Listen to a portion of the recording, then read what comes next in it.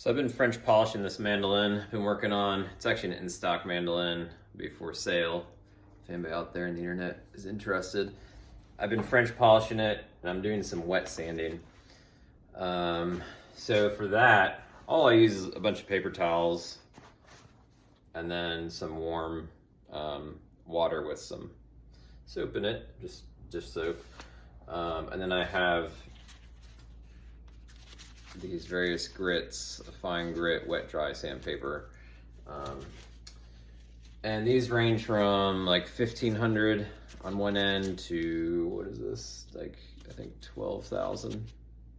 So what I've already done is I've already done the 1,500 and the 1,800. And then I've done some more French polishing and adding some more layers. And I'm gonna do one more leveling session before I buff out the finish. So for that, I have a color chart over here for everything. I'm gonna start with this 3,600. And so all you have to do, first of all, wet sanding can be very intimidating, at least for me it was. So just practice on some scrap wood.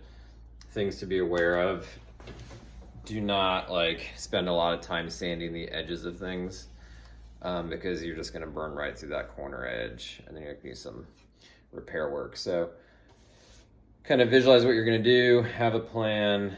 Don't be too heavy-handed, especially with a grit, even though it's 1,500 grit, you'd be surprised that you can kind of burn through a finish, especially like a hand rub varnish or shellac, pretty quick. So what I do is I just have the bubble water, and then I just kind of let it sit in there. Work systematically. I'll kind of just put a little bit of water on there like that, and I'll just go with the grain. And you're gonna feel, or you want to feel, this thing just glide. You don't want to really catch or anything, because then you're really scuffing and digging deep. So I'll just kind of lightly go through and let the water and the suds do the work.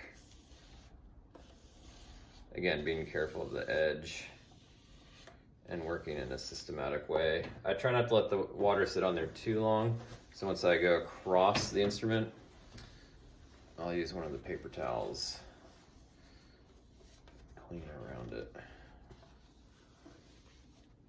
This doesn't really need a lot of leveling, but I think there's just things you can't pick up on. So I'm gonna do it one more time. Super light, especially because it's almost finished. I like these flexible ones because they just have a little more backing to them, and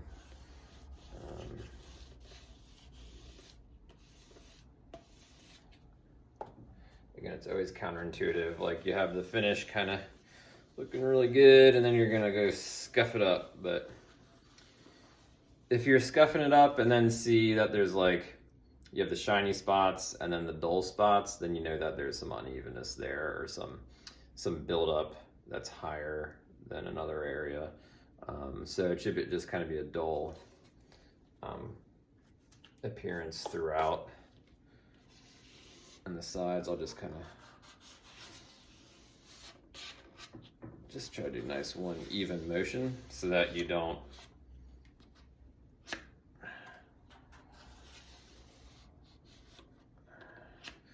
spend too much time in one spot. So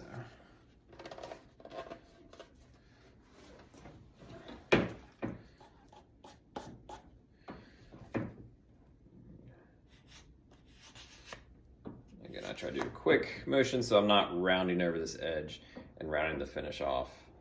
And then same for here. I'll try to apply even pressure with my fingers. So do that. So I'm gonna go ahead and do that for the rest of the instrument. When you are switching grits, so let's say I want to do 4,000 grit, always empty this container, have a totally different container, because even though it's very microscopic or small seeming with the particles and the abrasives, it could be counterproductive if you just keep the same container, same water. You're gonna be picking up those kind of bigger granules and then just kind of putting more scratches in. So always change water, new suds, new water, and keep a fresh pile of either a rag or paper towels nearby. And again, don't spend too much time on the corners, just kind of lightly go over it. And good luck.